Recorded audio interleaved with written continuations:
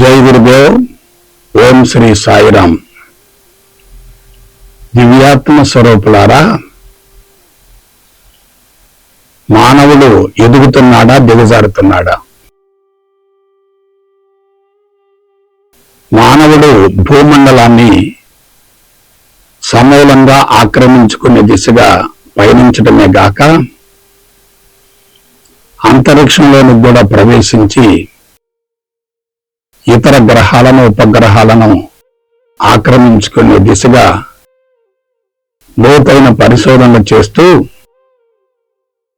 తన అభివృద్ధిని చూసి గర్వపడుతున్నాడు. సృష్టికి ప్రతి సృష్టిని చేశానని విర్రవీగుతున్నాడు. అయితే అందరూ తెలుసుకోవలసిన నగ్న సత్యం ఏమిటంటే,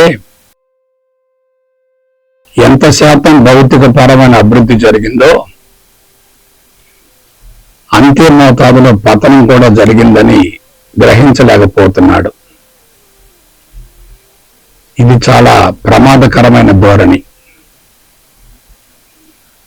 నైతికంగా పతనమైన వ్యక్తి దానవత్వాన్ని పెంపొందించుకొని అరిషడ్ వర్గాలు ప్రకోపించి ప్రపంచాన్ని అన్ని విధాల పతనం చేస్తున్నాడు. అంతకు మించిన దురదృష్టం మరొకటి ఏముంటుంది ఆలోచించండి. కాబట్టి భౌతిక పరమైన అభివృద్ధిని చూసి గర్వపడాలా? అంతరంగం కలుషితమవుతున్నందుకు బాధపడాలా? నైతికంగా బలహీనపడిన వ్యక్తి సమాజానికి భారమే కదా.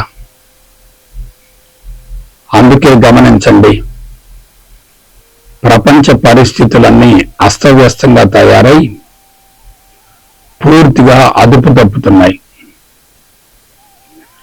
మనిషి సమస్యల సుడిగుండంలో చిక్కుకొని దాని నుండి బయటపడలేకపోతున్నాడు. ఈ పతనం ఇంకా తీవ్రతరం అవుతుంది తప్ప తగ్గే అవకాశమే లేదు. అందుకే ఎదుగుతున్న మనిషి దిగజారుతున్నాడు అని తెలుసుకోవటం ద్వారా తన తప్పును తాను సరిదిద్దుకునే అవకాశం ఉంటుంది. జీవితం తప్పక సార్థకమవుతుంది. జై గురుదేవ్. ఓం శ్రీ సాయిరామ్. దివ్యాత్మ స్వరూపులారా, మానవుడు ఎదుగుతున్నాడా దిగజారుతున్నాడా? మానవుడు భూమండలాన్ని సమూలంగా ఆక్రమించుకునే దిశగా పయనించడమే గాక అంతరిక్షంలోనికి కూడా ప్రవేశించి ఇతర గ్రహాలను ఉపగ్రహాలను ఆక్రమించుకునే దిశగా లోతైన పరిశోధనలు చేస్తూ తన అభివృద్ధిని చూసి గర్వపడుతున్నాడు.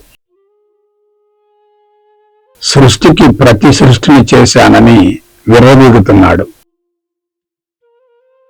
అయితే అందరూ తెలుసుకోవలసిన నగ్న సత్యం ఏమిటంటే, ఎంత శాతం భౌతిక పరమైన అభివృద్ధి జరిగిందో అంతే మోతాదులో పతనం కూడా జరిగిందని గ్రహించలేకపోతున్నాడు. ఇది చాలా ప్రమాదకరమైన ధోరణి. నైతికంగా పతనమైన వ్యక్తి దానవత్వాన్ని పెంపొందించుకొని అరిషడ్ వర్గాలు ప్రకోపించి ప్రపంచాన్ని అన్ని విధాల పతనం చేస్తున్నాడు. అంతకు మించిన దురదృష్టం మరొకటి ఏముంటుంది ఆలోచించండి. కాబట్టి భౌతిక పరమైన అభివృద్ధిని చూసి గర్వపడాలా? అంతరంగం కలుషితమవుతున్నందుకు బాధపడాలా? నైతికంగా బలహీనపడిన వ్యక్తి సమాజానికి భారమే కదా. అందుకే గమనించండి, ప్రపంచ పరిస్థితులన్నీ అస్తవ్యస్తంగా తయారై పూర్తిగా అదుపు తప్పుతున్నాయి. మనిషి సమస్యల సుడిగుండంలో చిక్కుకొని దాని నుండి బయటపడలేకపోతున్నాడు. ఈ పతనం ఇంకా తీవ్రతరం అవుతుంది తప్ప తగ్గే అవకాశమే లేదు. అందుకే ఎదుగుతున్న మనిషి దిగజారుతున్నాడు అని తెలుసుకోవటం ద్వారా తన తప్పును తాను సరిదిద్దుకునే అవకాశం ఉంటుంది. జీవితం తప్పక సార్థకమవుతుంది. జై గురుదేవ్. ఓం శ్రీ సాయిరాం. దివ్యాత్మ స్వరూపులారా, మానవుడు ఎదుగుతున్నాడా దిగజారుతున్నాడా? మానవుడు భూమండలాన్ని సమూలంగా ఆక్రమించుకునే దిశగా పయనించడమే గాక అంతరిక్షంలోనికి కూడా ప్రవేశించి ఇతర గ్రహాలను ఉపగ్రహాలను ఆక్రమించుకునే దిశగా లోతైన పరిశోధనలు చేస్తూ తన అభివృద్ధిని చూసి గర్వపడుతున్నాడు. సృష్టికి ప్రతి సృష్టిని చేశానని విర్రవీగుతున్నాడు.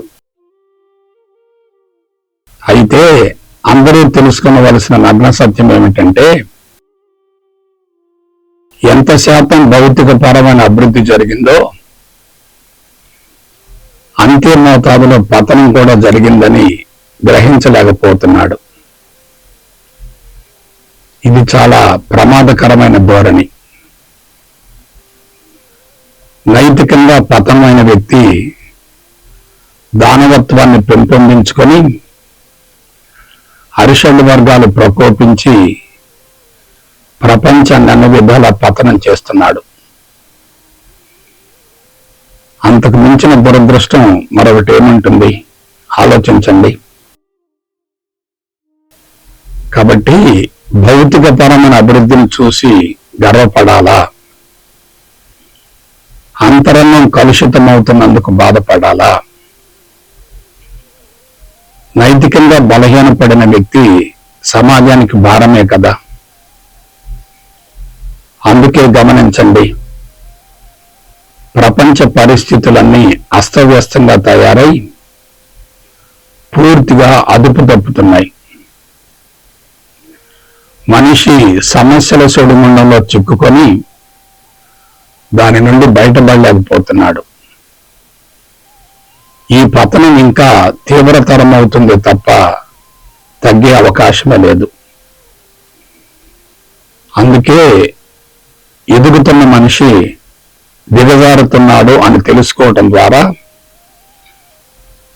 తన తప్పును తాను సరిదిద్దుకునే అవకాశం ఉంటుంది. జీవితం తప్పక సార్థకమవుతుంది.